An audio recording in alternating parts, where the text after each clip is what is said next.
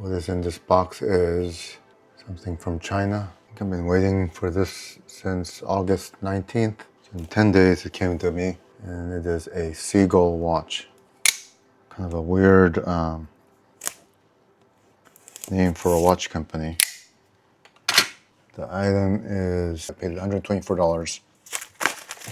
It is now $145. So this box looks very worn. Seagull, a Chinese watch company, founded in 1955 as the Tianjin watch factory. This is interesting to me because Tianjin is another word for Tianjin. They call it Tianjin. My mother was born in Tianjin. My mother is a North Korean, but she was born in Tianjin because my grandfather, who is also a North Korean, had a soap factory in Tianjin prior to World War II, prior to Chinese People's Revolution, all that. This is like going back 1920s. It says that Tianjin Watch Factory was one of the first major watch manufacturers established in the People's Republic of China as part of Project 58, a state-owned enterprise. And in 1966, they implanted the Seagull name logo to replace the Tianjin Watch Factory. The first watch was the Wu Yi May 1 watch. Seagull's most significant historical achievement was the first chronograph, Project 304. It had a modern renaissance in the 2000s, began reissuing classics, including the iconic ST19 chronograph movement, a direct descendant of the Project 304. The current owners, Tianjin Seagull Corporation, it is still a state-owned enterprise. Interesting. It's a CCP watch. Why did they rename the company Seagull from Tianjin Watch Factory? Symbolism. That's why it was called Seagull. Seagulls are powerful, positive symbols. Seagull was chosen to symbolize determination, resilience, endurance, reflecting brand's ambitions to compete globally. Seagulls are known for flying great distances, which align with the company's goal of reaching international markets. They felt the Seagull was accessible and memorable to the West compared to Dongfeng or Tianjin Watch Factory. Seagull watch. Okay.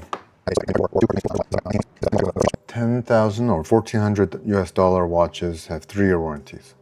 Interesting how they index it to pricing. I would never use that. Okay, so here's the watch. Seagull Sapphire multifunction luminous automatic mechanical pilot series watch, model 819.33.6080H.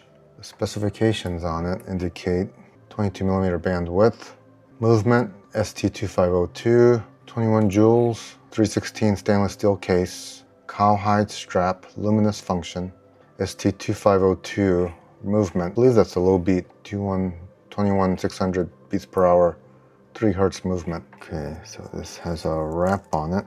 I will undo the wrap at this time. The price on it, 220, is that yen or yuan? I suppose it'll be 2,200. MSRP of this watch should be $307.57. Let us wind it up. 36. Let me set the time. Today is Friday, August 29.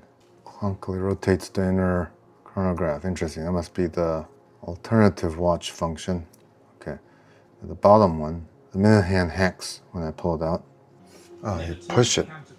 You push it to set the time. I'm going to set it to 28. So this little fucker right here, you have to use a pin. Advance it to Thursday. There, it's Thursday.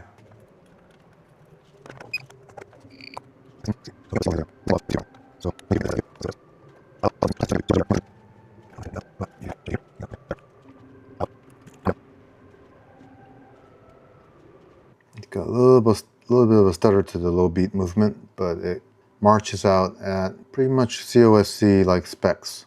Even though, of course, I didn't watch it for 10 days, but just by looking at it briefly for a couple of minutes each, and dial up, crown right, crown down, dial down, crown left positions, I was getting amplitudes in the 230s, beat errors no worse than like 0.2. So good beat error, good amplitudes, and averaging the 5 position, it comes out to plus 4.4. So very good accuracy right out of the box. Very quiet watch, like a sound sealed watch. Very quality finish to the back with a gloss gleam. This is a very respectable movement from my direct evaluation of it. Balance wheel. The exhibition case back looking pretty slick. You can see the Inca block-like anti-shock system with a jewel in the center. It's regulatable, as you can see. It's got the standard little ratchets that you can screw off and regulate with. So it looks like a movement that they've spent some time to make look nice. It's a state-owned CCP official watch. So I set the date.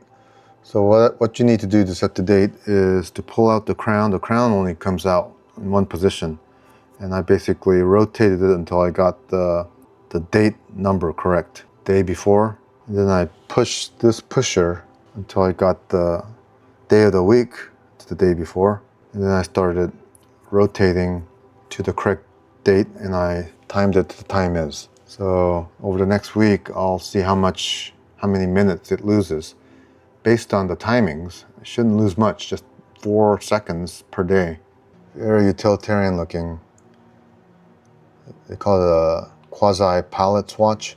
You can see how that could be used because this rotating bezel, rotated with that, kind of reminds me of the Seagull Alpinist, which has that internally rotating dial by an external switch. It can be used as a GMT function. Seems to proudly indicate made in China. And then the buckle also says Seagull.